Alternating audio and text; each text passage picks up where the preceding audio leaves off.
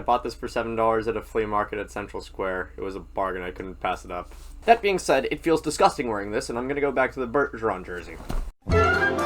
There we go. That feels so much better. Thank you. Thank you. No, thank you. Thank you for... Feels good to be wearing this again. Bruins friends, it is time to hug it out! Because we're in the final 48 hours before the start of the Bruins 2025-2026 NHL season. And ain't that right, Macklin? Yep, and we're close to the start of the Sharks regular season as well. Hey. How do you think the Sharks are going to fare this year? There's going to be a lot of expectations on this young core. I'm hoping that it pans out. Honestly, completely agree. You got Celebrini, you got Will Smith, you got so many good prospects in your pipeline. You're gonna have a good year, Macklin. And say, you hear that new Taylor Swift album, the Life of a Showgirl or whatever the hell? Yeah, my opinion of her is pretty similar to Sharks prospect Eric Polkamp. What's your favorite Taylor Swift song? None. She stinks. Honestly, same.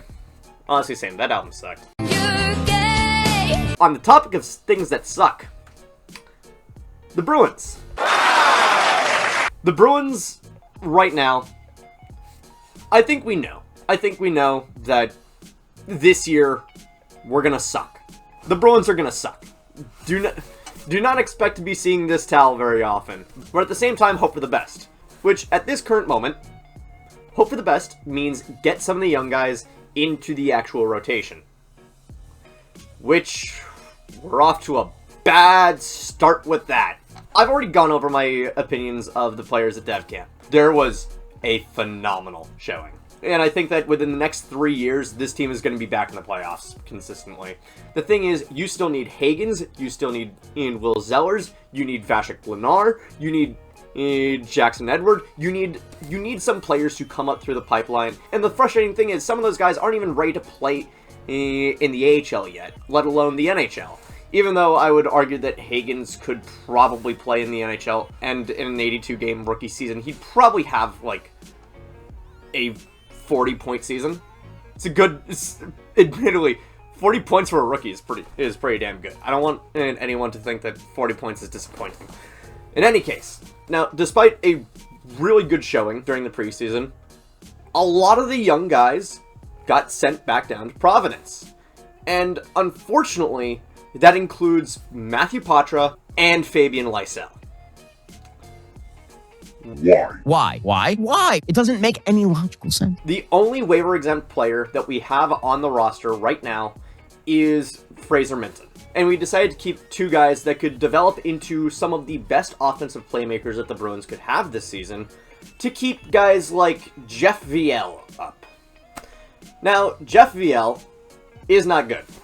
We have a logjam at fourth-line grinder. And keeping Viel on this team and not allowing someone like Lysell to stay up and continue a decent performance, I don't understand it.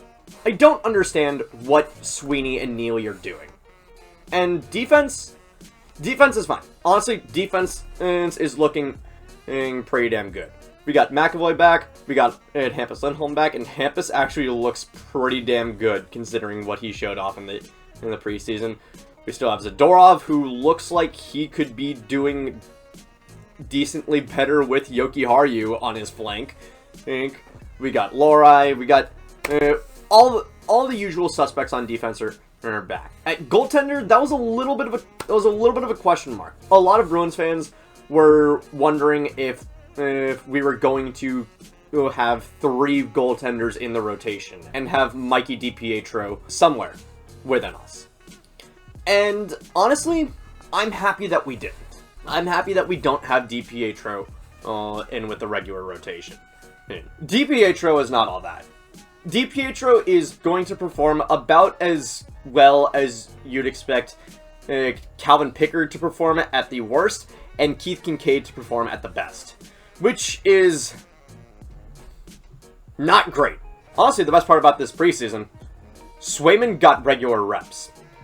Swayman not only got regular reps, he had an entire preseason to actually prepare, instead of holding out. And I think that preseason conditioning, instead of just jumping in guns a-blazing into game 1 and not knowing what the hell you're going to do, is going to be better for this team.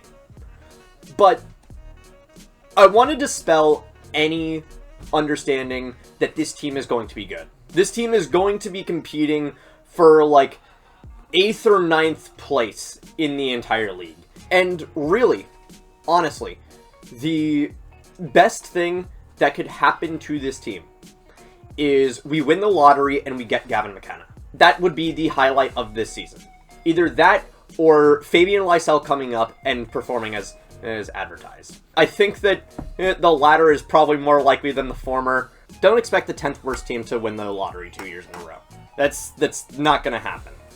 And instead, what you can probably expect from this team during the season, during the 82-game season, a constant shuffling of the bottom 9. The top line is pretty set in stone right now. It is Morgan Geekie, Elias Lindholm, David Pastrnak. And I know a lot of people have a lot of frustrations with Elias Lindholm. Trust me, 21 goals from him and Zadorov combined, and as compared to Jake DeBrusk on the same contract as Elias, getting 28 last year. Yeah, that's a little bit frustrating. It's a little bit frustrating that we lost one of our best penalty killers to Vancouver and got 2 of their players back on bloated contracts way past their prime, and now I'm getting into the weeds. Judging Zadorov and Lindholm on DeBrusk's merits is not necessarily what needs to happen. Besides, both of them near the end of the season had really good stretches. As they spend more time with the team and get more integrated, they can become really good performers. So that top line is pretty set in stone. It's Geekie, Lindholm, Pastrnak. As for the entire bottom 9, you have so many options. The second line, I can see it being something like Pavel Zacha, Casey Mittelstadt, Viktor Arvidsson. Which, I still don't entirely get the Arvidsson deal, and more importantly, I don't understand why we're putting him on the second line. I feel like, at this point in his career, he's a lot better suited for a third line role. Definitely still in the middle 6, but definitely more leaning towards third line. And then the entire bottom 6 is just these are just words. These are just words.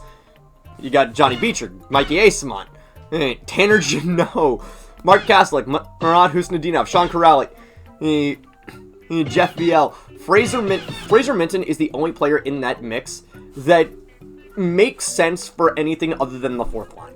And that's the really frustrating part of sending guys like Poitras, Lysell, and especially Matej Blumel down.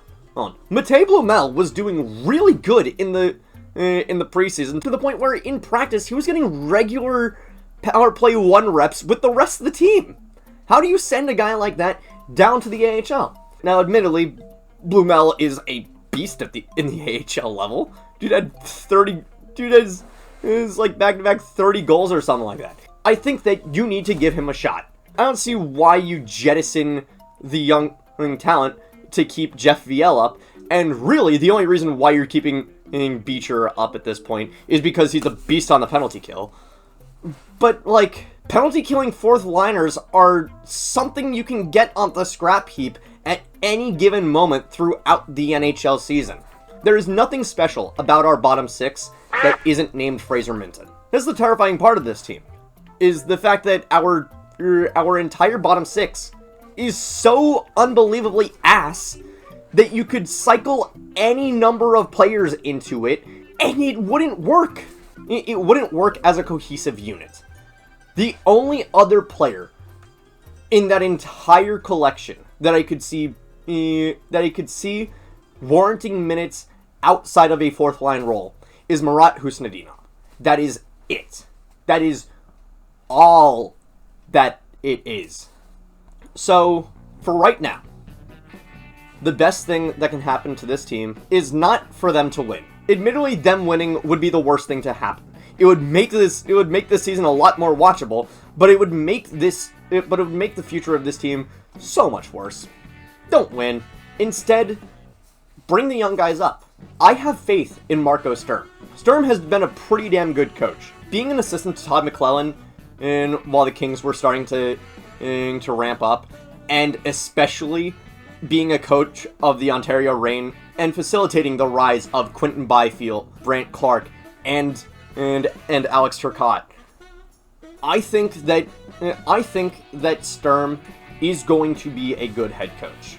I'm not entirely sure what his scheme is going to ultimately represent, but I'm going to put my faith into Sturm. If it's the wrong decision, if that's the right decision, only time will tell. I think for right now, go into this season with an open mind. Understand that, yeah, we're not going to be great. But do we need to be great right now? We don't even expect you to be good. We just want you to be watchable. Do you have any idea how low our expectations are? We don't expect you to win the Super Bowl. We just want you to look better than a Division III high school team. We need to be hopeful. In an increasingly frustrating world, hope is the best thing that you can have right now. And that is going to be it for me today. Thank you all so much for watching. I will see you on opening night. Take care, everyone.